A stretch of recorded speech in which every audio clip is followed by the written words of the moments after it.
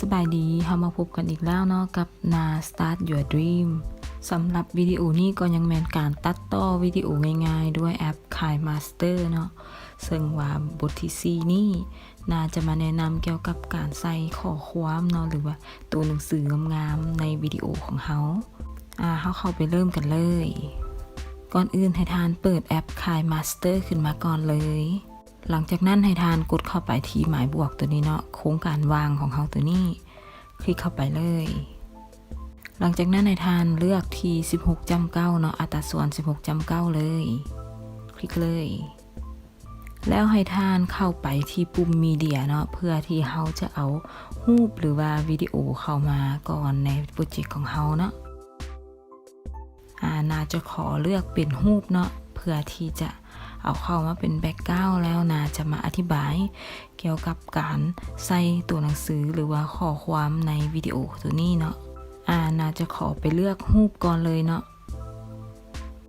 นาจะขอเลือกรูปธรรมชาติเนาะเพื่อมาเป็นแบ็คกราวด์ในวิดีโอนี้หลังจากนั้นให้ทานคลิกปุ่มหมายถึกอยู่ด้านเทิงนี่เลยเนาะต่อมานาจะมาใส่ตัวหนังสือให้กับวิดีโอนี้เนาะนาจะขอลากรูปภาพแบ็คกราวด์ตัวนี้ให้มันยาวขึ้นเนาะคลิกที่ปุ่มแบ็คกราวด์ตัวนี้เนาะหลังจากนั้นก็ลากเส้นสีเหลืองนี่เลยเนาะมาเลยหน่อยนึงตามที่เราต้องการเนาะต่อมานาจะมาใส่ตัวหนังสือหรือว่าข้อความให้กับวิดีโอนี้เลยโดยที่ให้ท่านคลิกไปที่ปุ่มเลเยอร์ตัวนี้เนาะปุ่มนี้เลยแล้วให้ท่านเลือกไปที่เมนูตัวอักษรเนาะที่เป็นตัวที่นี่เนาะตัวอักษรหรือว่า text เนาะที่เป็นตัวที่นี่เลยหลังจากนั้นทานก็เขียนข้อความตามที่ทานต้องการเลยเนาะซึ่งว่าฟอนต์เป็นฟอนต์ภาษาลาวของเขาก็สามารถเขียนได้เนาะแต่เขาจะบ่สามารถเลือกฟอนต์ได้เนาะเวลาเขาเขียนภาษาลาวมันจะเป็นฟอนต์ดอกจำปาเนาะน่าจะลองมาเขียนข้อความใส่กับวิดีโอตัวนี้เนาะตัวอย่างแมนเที่ยวทะเลก็ได้เนาะเที่ยวทะเลนะเมื่อทานเขียนตัวหนังสือแล้วให้ทานคลิกปุ่มหมายถึกด้านเทิงนี่เลยและนี่ก็เป็นตัวหนังสือที่ว่าเฮาได้เขียนเมื่อกี้นี้เนาะเที่ยวทะเลเนาะอย่างทับอิฐเฮาสามารถเปลี่ยนขนาดของตัวหนังสือได้เนาะโดยให้ทานคลิกที่ปุ่มนี้เนาะปุ่มลูกศรตัวนี้เลยด้านลุ่มของตัวหนังสือนี่แล้วให้ทานย่อเข้าเนาะหรือว่าดึงออกเนาะย่อเข้าก็หมายถึงว่าให้ตัวหนังสือของท่านน้อยลงเนาะหรือว่าดึงออกแบบนี้เนาะน่าจะขอเฮ็ดตัวหนังสือให้มันน้อยลงกว่านี้น้อยนึงเนาะประมาณนี้แล้วถ้าท่านอยากย้ายตำแหน่งของตัวหนังสือเนาะท่านก็สามารถเฮ็ดได้เนาะโดยที่คลิกที่ตัวหนังสือเนาะเป็นนี้แล้วก็ลากได้เลยเนาะแบบนี้ลากไปไว้มุมใดก็ได้เนาะของวิดีโอเฮาต่อมาเนาะถ้าว่าท่านอยากกลับไปแก้ไขข้อความเนาะ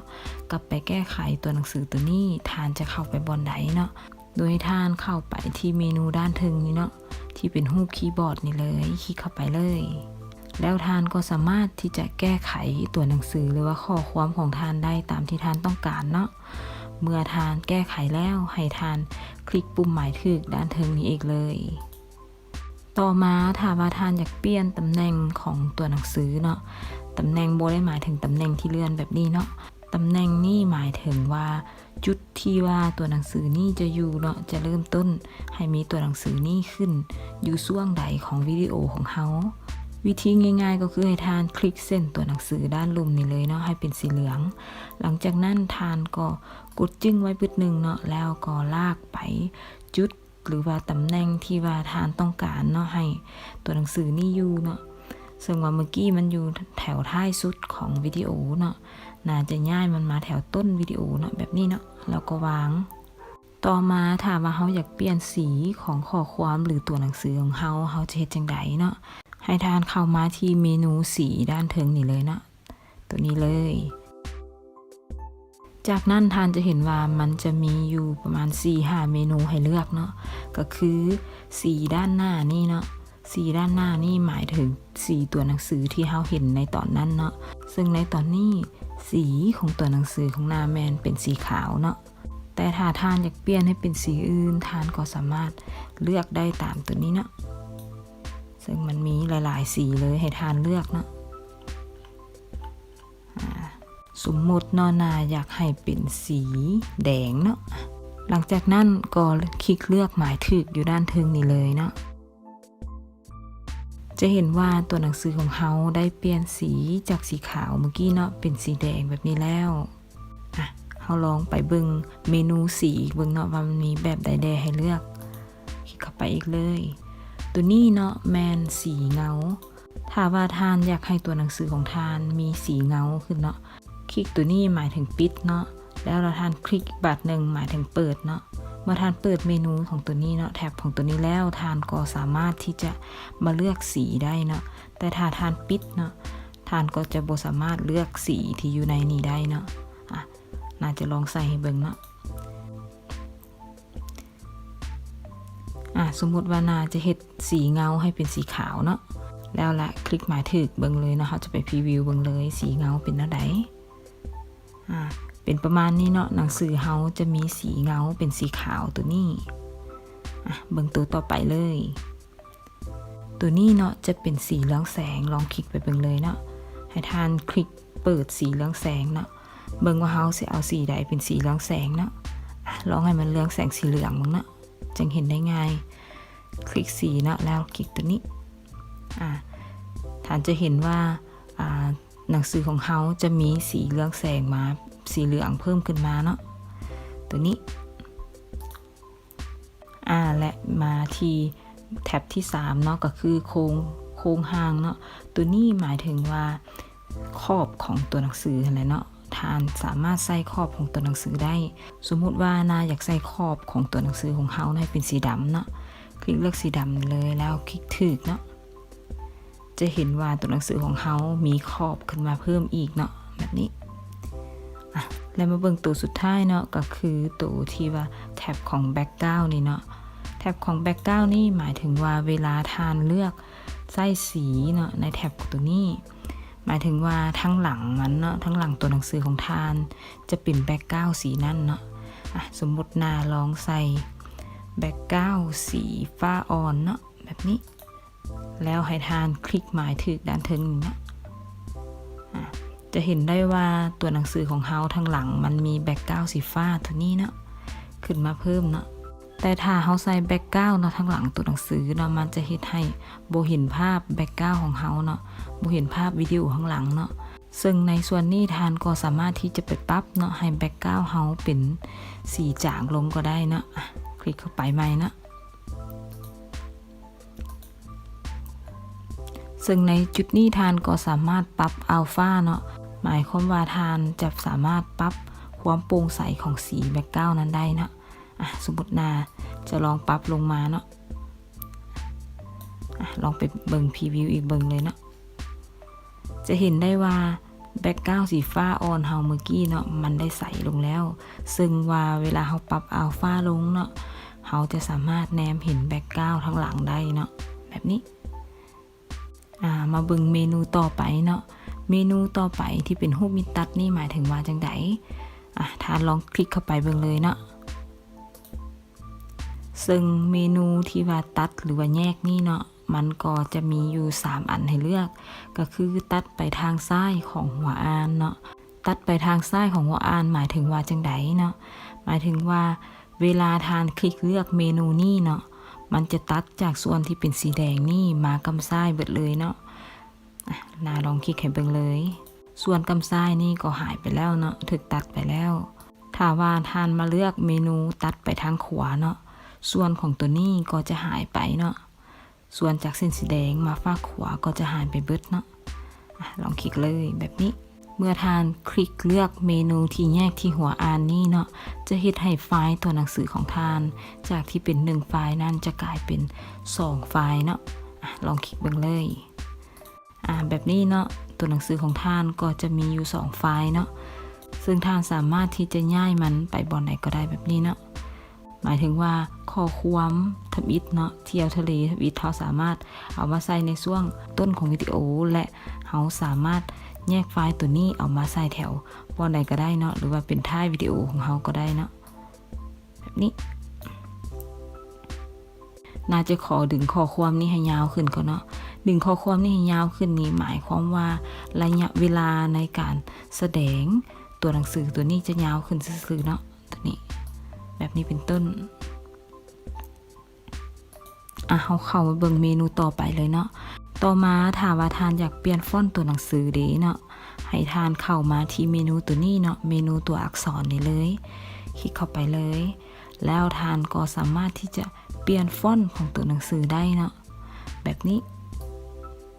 แต่คือที่นาได้บอกไปเมื่อกี้เนาะว่าฟอนต์ที่เป็นภาษาลาวนั่นจะยังบ่มีเถอะเนาะเขาสามารถใส่ได้แต่เขาจะบ่สามารถเลือกรูปแบบของฟอนต์ได้เนาะจะเป็นฟอนต์ของมันจะเป็นฟอนต์ดอกจำปาเนาะเขาลองมาเลือกฟอนต์เบิ่งเนาะว่ามันจะเปลี่ยนบ่แบบที่นาเว้าเนาะก็คือมีแต่ว่าฟอนต์ที่ว่าเป็นฟอนต์ภาษาอังกฤษเท่านั้นที่มันจะเปลี่ยนตามรูปแบบที่เราเห็นอยู่ในตอนนี้เนาะเราลองมาเปลี่ยนใส่ฟอนต์ตัวนี้เบิ่งเนาะคลิกเลยหลังจากนั้นให้ทานคลิกหมายถึงด้านถึงเนาะมันก็บ่ได้เปลี่ยนเนาะทานจะเห็นว่าตัวหนังสือเนาะรูปแบบของฟอนต์มันจะยังเป็นคือเก่าเนาะต่อมาเนาะเราจะมาใส่แอนิเมชันให้กับตัวหนังสือของเราเนาะซึ่งแอนิเมชันในส่วนนี้เนาะก็คือท่านสามารถใส่แอนิเมชันในตอนที่ตัวหนังสือเข้ามาเนาะโดยที่ให้ท่านเข้าไปคลิกที่เมนูภาพเคลื่อนไหวตัวนี้เนาะตัวทำอิฐนี่จะหมายถึงเขาจะใส่แอนิเมชันในตอนที่ว่าหนังสือเขาเข้ามาทำอิฐเนาะคลิกเข้าไปเลยทำอิฐตัวหนังสือของเขาเนาะมันจะบ่มีแอนิเมชันหยังเนาะมันจะติ๊กอยู่ที่บ่มีเนาะซึ่งแอนิเมชันในส่วนนี้ก็มีหลายรูปแบบให้ทานเลือกเนาะน่าจะลองคลิกหลายๆอันให้ทานเบิ่งเลยเนาะตัวนี้แมนรูปแบบที่ว่าค่อยๆจางไปเนาะแบบนี้เนาะให้ทานเบิ่งเนาะว่าจุดที่พรีวิวตัวนี้เนาะเวลาเข้ามามันจะเข้ามาแบบนี้เนาะตัวนี้แมนป๊อปเนาะป๊อปมาถึงมันจะซูมขึ้นมาเนาะตัวนี้แล้วต่อมาเนาะเลื่อนไปทางด้านขวาตัวนี้เวลาตัวหนังสือเข้ามามันจะเลื่อนมาทางด้านขวาเนาะตัวนี้แมนเลื่อนไปทางด้านซ้ายตัวหนังสือเฮาจะเข้ามาแบบเลื่อนเข้ามาทางด้านซ้ายเนาะตัวนี้แมนเลื่อนขึ้นเนาะแบบนี้มีเลื่อนลงเนาะและตัวนี้ก็เป็นให้มันหมุนตามเข็มโมงของเฮาเนาะตัวนี้จะหมุนแบบนี้และตัวนี้แม่นการหมุนให้กงกันข้ามกับเข็มโมงของเฮาแบบนี้คล้ายๆกันเนาะตัวนี้จะเป็นยศเนาะแบบนี้จะเป็นตกลงมาเนาะตัวนี้แม่นเพิ่มขนาดเนาะโดยที่หนังสือของเฮาจะซูมเข้ามาเนาะให้เป็นใหญ่ขึ้นเวลาที่หนังสือเข้ามาทำอิฐ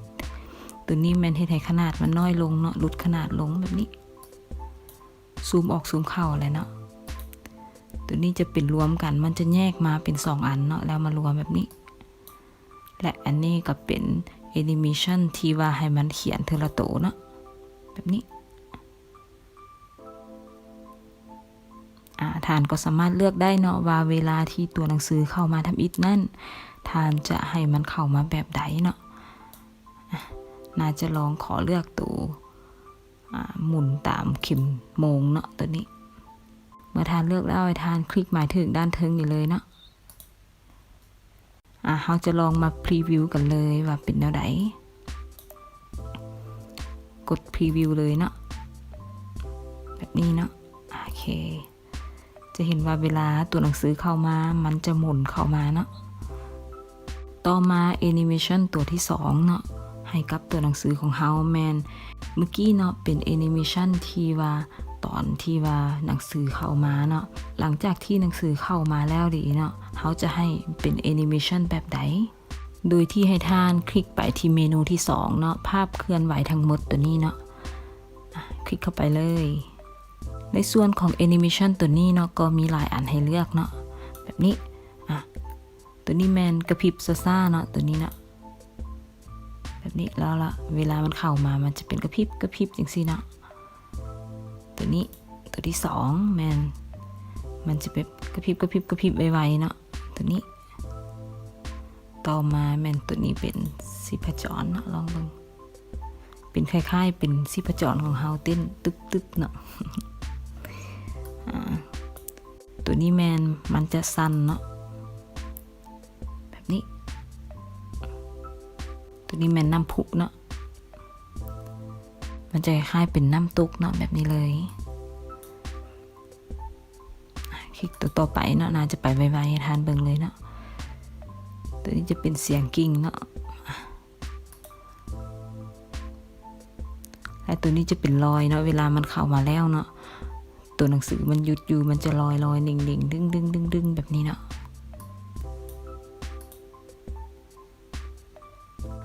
ตัวนี้คล้ายๆกันเนาะมันจะหนิ่งไปหนิ่งมาแล้วตัวนี้มันจะหดเข่าเนาะแบบนี้น่าจะลองเลือกตัวลอยนี่ซะเนาะให้มันลอยอยู่เวลามันเข้ามาเนาะแล้วให้ทานคลิกหมายถึกด้านเทิงนี่เลยเนาะAnimation ตัวที่3ก็คือเวลาที่หนังสือจะออกไปเนาะจากวิดีโอเนาะมันจะออกไปแบบใดเนาะเราจะใส่ Animation แนวใดให้มันท่านก็สามารถเลือกได้เนาะโดยเข้าไปที่เมนูออกในรูปแบบการเคลื่อนไหวเนาะตัวนี้เลยคลิกเข้าไปเลยซึ่งออกนี่เนาะตอนที่ข้อความออกเนาะมันก็จะเป็นคล้ายๆตอนที่เข้าเนาะเมนูคล้ายๆกันเลยแบบนี้เนาะท่านก็สามารถเลือกได้ว่าจะให้มันออกแบบใดเนาะค่อยๆจางไปแบบนี้เนาะหรือว่าเลื่อนไปซ้ายเลื่อนไปขวาเนาะแบบนี้